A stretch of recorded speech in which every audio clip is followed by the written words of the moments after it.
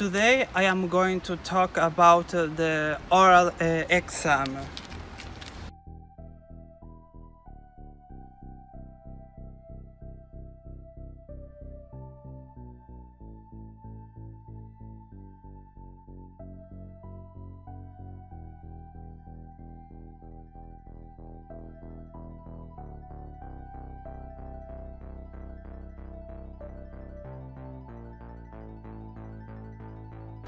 But I am going to show you the grade I got in my exam. So, written examination, I passed this exam first attempt.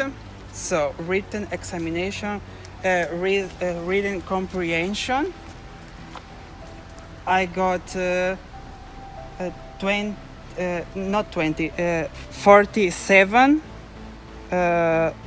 dot 5 points out of the possible 75 points. Language elements 15 points out of the possible 30 points. That is 50%. Actually, you have to get at least 60% in order to pass this exam. Listening comprehension, I passed this part with flying colors. I got around 90%, so 65 points out of the possible 75 points. The written part, I also passed this part with flying colors. I got around 60%, 39 points out of the possible 45 points. So I obtain a little more than 70%. So I fail the oral examination the first time, but the second time I passed that part. Actually, I passed that part by the skin of my teeth, something like that. So I am going to talk about the oral exam. So grade satisfactory. So you have to get at least 180 points to pass the exam, but you have to get at least 60% in both parts, so the oral exam and also the written part. So this means a total of 135 points in the written examination. So I got more. I got 166.5 points out of the possible 225 points. That is more or less 75%, so a bit more than 70%.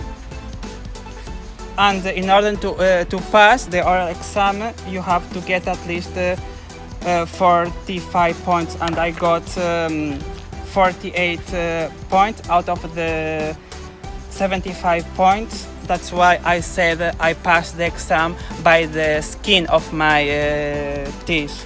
So the oral exam is made up of 3 parts. Presentation, you can talk about a film or a book that you already read. You can talk about an event, for example a trip, a festival, or a show that you visit. Second task is discussion, and the third task, it is a task. So let's talk about the presentation. Let's talk about a film that I already watched. Shall we? For example, presentation. You have to talk using complex structures you can actually prepare this presentation at home, but so the second and the third part of the oral examination, you have to speak off the cuff. So you can't prepare, so you have to speak off the cuff. So you have to speak spontaneously. So let's talk about the presentation, shall we? Sentences that you can use. For example, the title of the film is the main characters of the film are. You can then use passive sentences. For example, they were played by, and the real name of the actors or actress.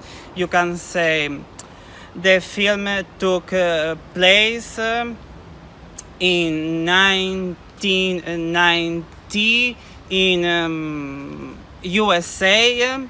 You can also say the genre of the film. For example, so the genre of this film is horror, and then you can talk about the film. This film is about blah blah blah blah, and then you can tell your personal opinion. This film blew my mind away, or this film lived up to my expectations. I hold it in high regard, and I can recommend this film to everyone. If you didn't like the film, you can say, instead of saying the film blew my mind away, you can say the film didn't blow my mind away, the film wasn't fantastic. I am not going to recommend this film to anyone, because from my point of view the film is rubbish. Now let's talk about discussion. So you get a text, you have to read the text. You have 20 minutes for that. You can take notes if you want to, but you don't need to take notes if you don't wish to take them. So I read the text, and now I am going to talk about what I read. This text is about strategies or some ways to get rid of the bullying. I described 3 or 4 sentences that drew my attention about the text that I read. So in the text I read that students, also teenagers and kids, have some suicide thoughts. Some students, actually the text says 50% of people who are between 14 to 20 have thought to kill themselves.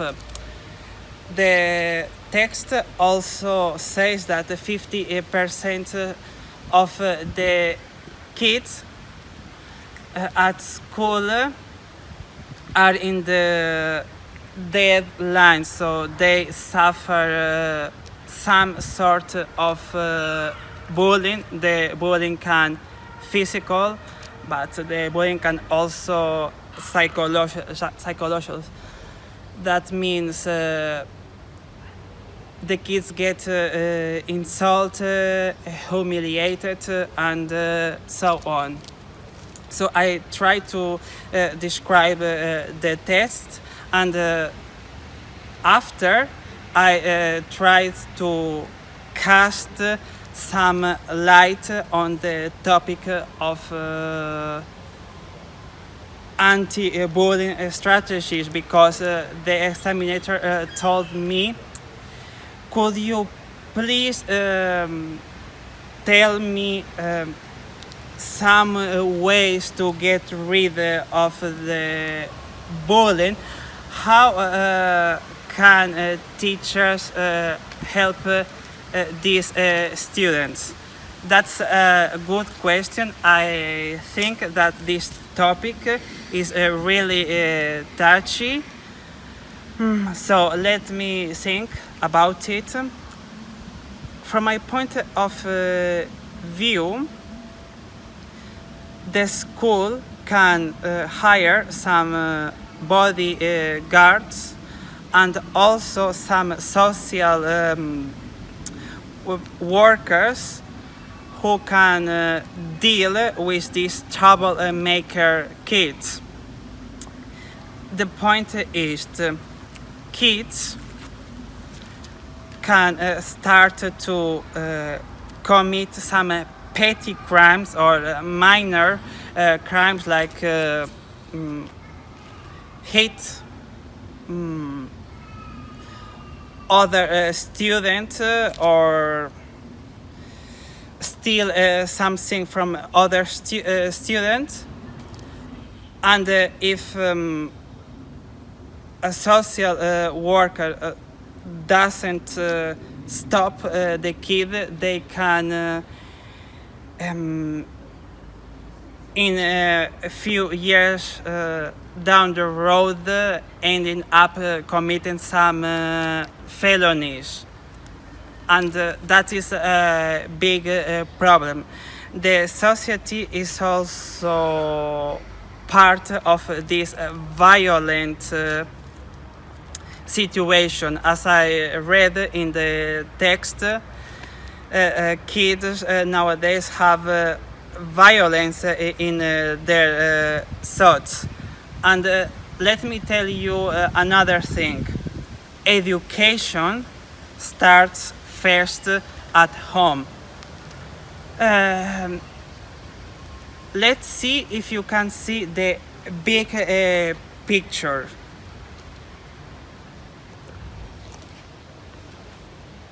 A 15 years old school boy, a daddy who is a drug dealer, and a mother who is an alcoholic. The kid sees violence at home, and what do you expect? So do you really expect that the kid is a good kid or a good soul? If parents are violent, the kid who lives with their parents will not turn into a good kid.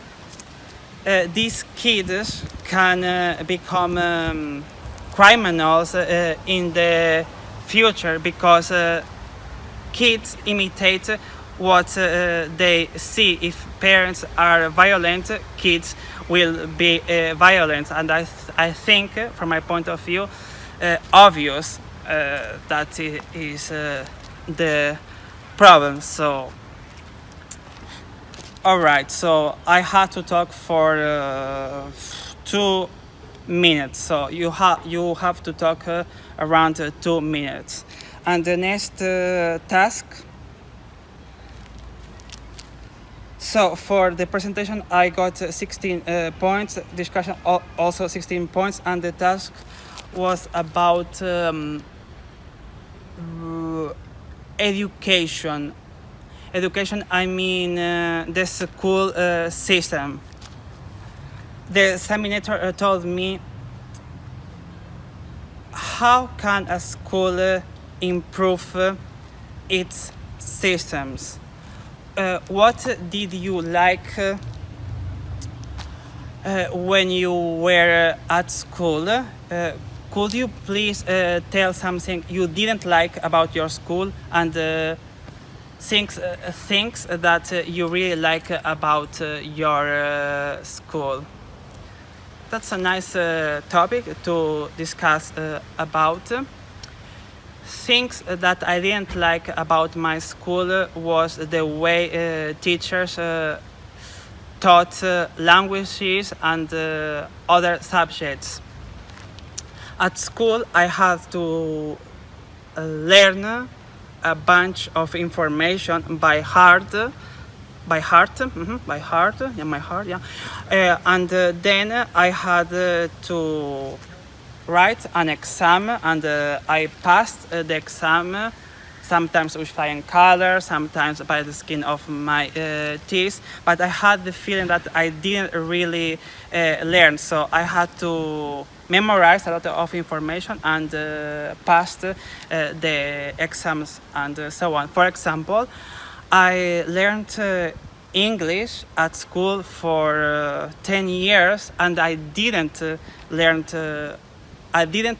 the language because my teacher didn't speak to us in English.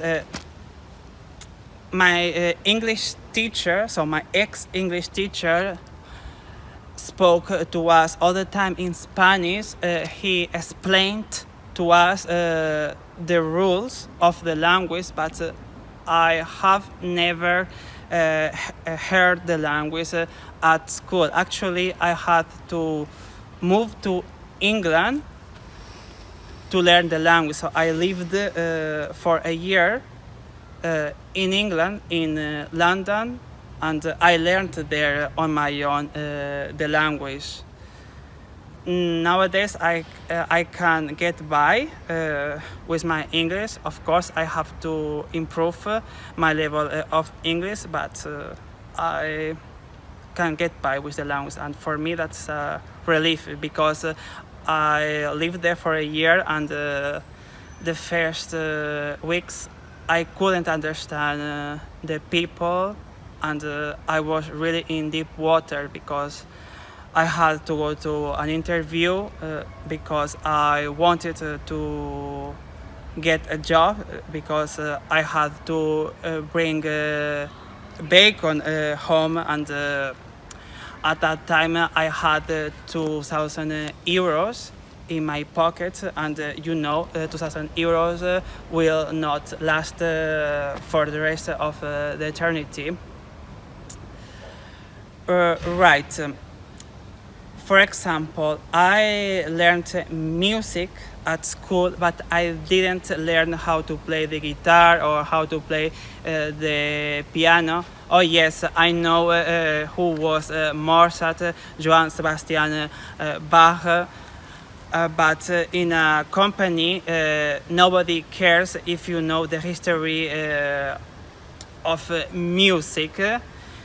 If you are going to a show and you claim that you can sing, you have to sing. Recognizing what kind of musical instrument this singer is playing, that is not really important. And many young people at my age finished a degree at university, and they can't find a job. And I think teachers are adults, and they know life better than kids, and teachers can help kids. What I'm trying to say is teachers only focus on theory, and they don't teach practical things. In the north of Europe, for example, Finland, the education system is different. And as you can see, the people, the students who are from the north of Europe, they speak better English than Spaniards, they have a better future than us because the system was different, and they really learned things that are really important in life. Well, of course, there were some things that I liked about my school. For example, at school I was able to learn how to write my own language. I could read, and I learned some maths that I can use in my daily life. That is all. So, yeah, I had to talk spontaneously. I finished, and the teacher, not the teacher, the examiner gave me 16 points for the presentation, 16 points for discussion, 16 points for the task. That's a 60%. So, in total, I got 214.5 points out of the possible 300 points. So 214.5 points. That is a bit more than 70%. Right. As you heard my English, I have to improve some aspects of my English, but that is the level you have to demonstrate in the exam in order to pass this exam. I didn't find the exam really complicated. Actually, I had the feeling that I was able to pass the exam, but you have to show some complexity in the language. You have to try to speak naturally and self-confident. So in the next video, I'll talk about the 4 aspects of the exam. So the written examination section: reading comprehension, language elements, listening comprehension, writing. So I am done with this video, so I don't want that this video will last longer. So I have to record several videos and give you tips on how you can prepare for this exam and of course pass the exam. I think that is your goal. So that was my goal. And guys, if I passed this exam, you are going to able to pass this exam as well. So I am done for now. See you later.